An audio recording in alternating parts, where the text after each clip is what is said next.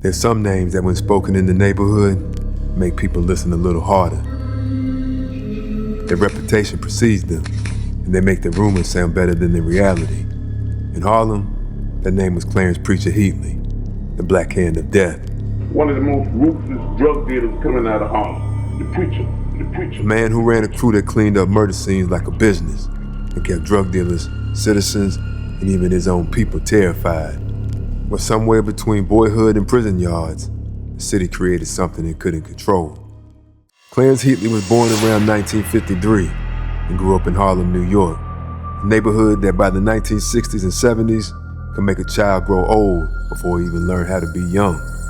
See, when most kids were still learning long division, Heatley was already in reform school. And by the early 1970s, his name was already moving through the system, with convictions for petty larceny, gun possession, robbery, harassment, and robbery again.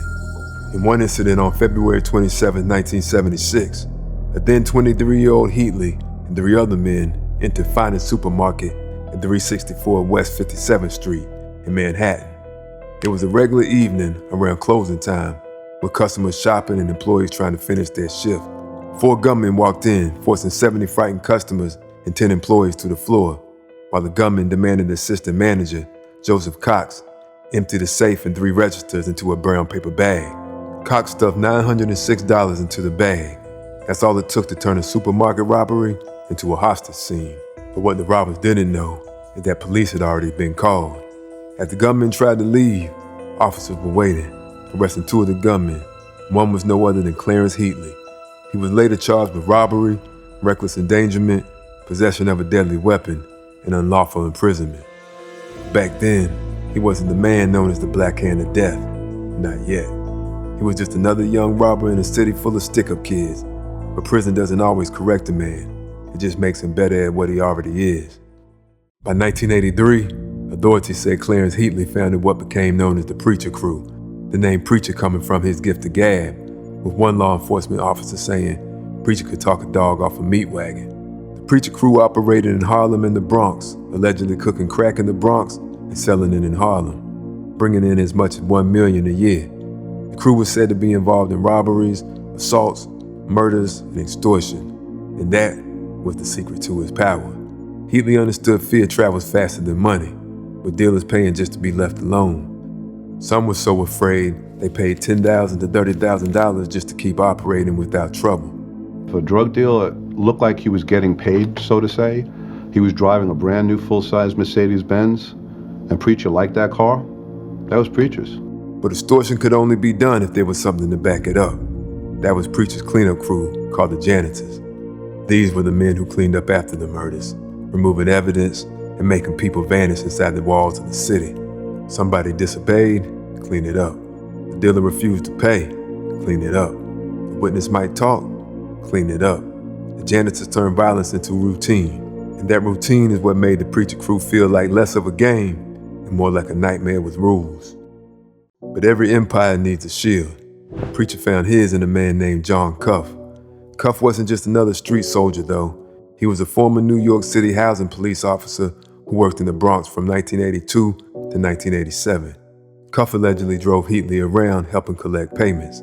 Having the inside knowledge on how police work, Cuff could move between 2 worlds, law enforcement and lawlessness.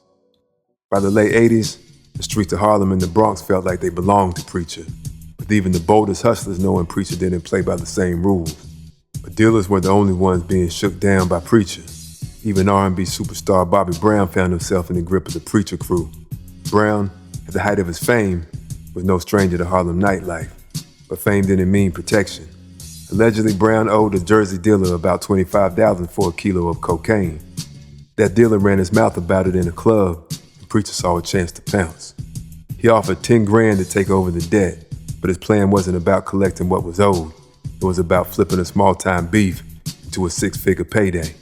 Preacher used an attractive woman to approach Bobby at one of his favorite night spots in Manhattan. When he stepped outside, thinking he had scored an after-hours encounter, Preacher's men swarmed, shoving him into a van and vanishing into the Bronx night. Inside an abandoned building turned hideout, Bobby Brown was stripped naked and hogtied on the floor. A rag stuffed into his mouth silenced his screams. while one of the crew threatened him with the flame of a lighter. In those moments, the platinum-selling singer wasn't a star. He was just another victim caught in Preacher's web. Heatley made sure Bobby understood the situation. He told him flat out, it'd be a shame if they had to kill him. That broke the singer down. Crying and terrified, Bobby begged for his life and blurted out the only thing that might save him. His wife, pop legend Whitney Houston, would pay whatever it took. The ransom was set at $400,000, and Whitney delivered. In disguise, she came to the Bronx herself, lugging a duffel bag stuffed with cash. When the bag hit the floor, she demanded to see her husband. In that moment, a room full of gangsters was stunned by her fearlessness. Whitney walked Bobby out alive, untied and clothed, after handing over the money. The police never got a call, and no headlines were made. It was just one more chapter in the legend of Clarence "Preacher" Heatley. For members of the Preacher crew, nothing was off limits. One of its most haunting crimes was the kidnapping and murder of Donnell Porter, the younger brother of Harlem's legendary hustler, Rich Porter. Porter's uncle, who was affiliated with the Preacher crew, plotted to kidnap Donnell in hopes of Rich paying ransom to get Donnell back. After the ransom wasn't paid, Donnell was killed and his body dumped in the Bronx. But just because you were in the Preacher's inner circle didn't mean you were safe. One of Heatley's most trusted lieutenants, Anthony Boatwright, had been one of Heatley's top hitmen. But by March 21st, 1994, Boatwright had become a problem after threatening other crew members. And in the Preacher crew, problems didn't retire, they disappeared. Heatley and John Cuff lured Boatwright to the basement of Heatley's Bronx apartment building.